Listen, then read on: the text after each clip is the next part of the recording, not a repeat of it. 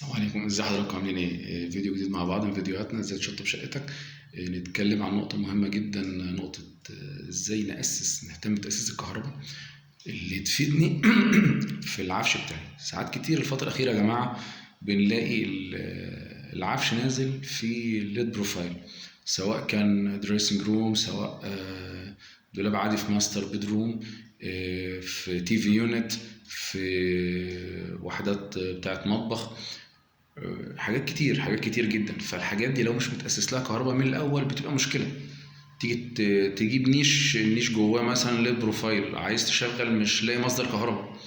البوفيه المراية بتاعته فيها ليد، الحمام، أوضة الأطفال، حاجات كتير جدا. عشان كده يا جماعة ضروري جدا واحنا بنأسس الكهرباء نكون عارفين، ودي فايدة طبعا مهندس الديكور، ان هو بيكون عامل ديزاين 3 دي للشغل بتاعي للآخر.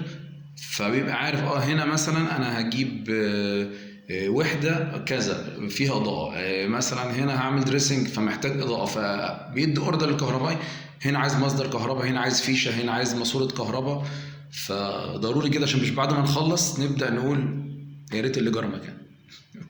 فيديو جديد ان شاء الله مع بعض، فيديوهاتنا زي شطب شقتك. السلام عليكم.